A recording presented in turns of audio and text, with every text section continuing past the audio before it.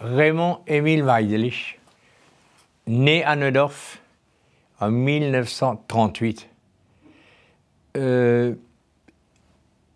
Normalement, Neudorf est pour moi un sigle pour bien dire Neudorf. Hein. Das ist Arbeitsnehmer, Neudorf.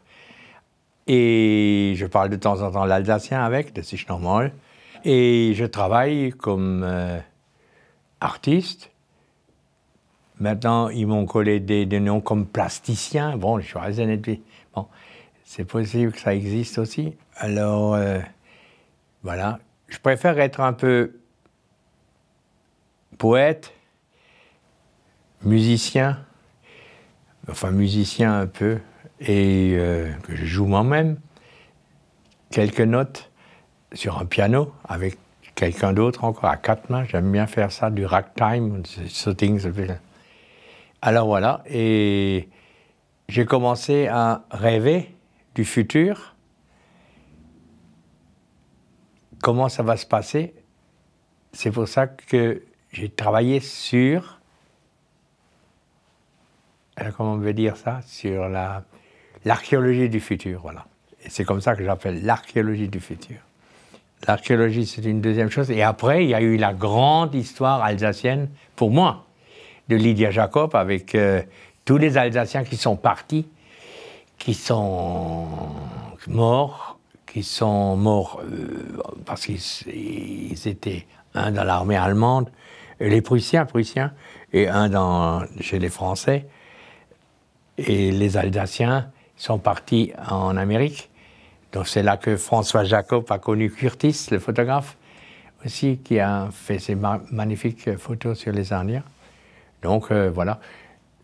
Et alors l'idée de Lydia Jacob, ça a quand même pris une emprise, parce qu'on a fait des films, on a fait même toi, tu as fait des films là-dessus il y a déjà 30 ans. Et de fil en aiguille, voilà, c'est comme ça que je travaille. C'est un peu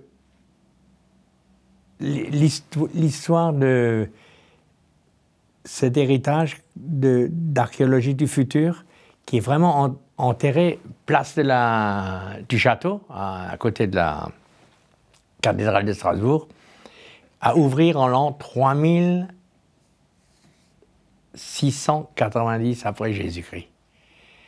Donc c'est bientôt. Hein, Vous êtes tous invités. Pourquoi? Une salle au Musée d'Art moderne de Strasbourg n'est pas réservée pour l'art contemporain alsacien. C'est qu'on n'en a rien à foutre. Ça n'existe dans aucun pays. Vous m'avez demandé quel pays, ça n'existe dans aucun pays. Surtout pas en Suisse, ni en Autriche, ni en Allemagne. Ce musée appartient à qui? Aux Martiens, aux OVM. Et qui paye le musée? Il est d'ici, de notre région. Donc, ça fait 50 ans, notre regretté, que tu connaissais aussi, Charles Aigner, qui était seulement un artiste philosophe comme ça. C'était un combat qui a duré encore jusqu'à maintenant, avec des vieux comme moi. De toujours demander de réserver une salle où les artistes contemporains peuvent être exposés, mais une fois tous les 2 mois, des nouvelles créations, ça, mais des artistes contemporains alsaciens. Faut les soutenir. Mais comment? Ce musée à Strasbourg est visité par des étrangers tout le temps. Et chaque fois, ils me demandent, il n'y a rien des Alsaciens où on peut voir de l'art contemporain alsacien. Comme en Allemagne, comme en Karlsruhe, comme dans les Kunstvereine. Les Kunstvereine ont existé, putain. C'est pour ça qu'ils sont forts, les Kunstvereine. Tu as vu cette expo, un était le Kunstverein et l'autre le musée de la Staatsgalerie. J'avais les deux de ce truc. Et alors, ce catalogue, ils l'ont offert. Tu vois, il faut dire qu'il y a quelque chose. Mais nous, rien. Alors, J'ai toujours dit à Tommy Unger, hij zei, hier, je wil samen. Tu musst mit ihrer influence que tu as, demande pourquoi. Tu sais ce qu'ils répondent? Tu peux demander le maire, Ries, il était présent quand il y avait encore l'ancien Robert Grossman, ça remonte à 30 ans, quand il était le responsable de la ville, il y avait Hergot. Tu te rappelles de Hergot, qui était le conservateur en chef des musées. Et il est maintenant à Paris.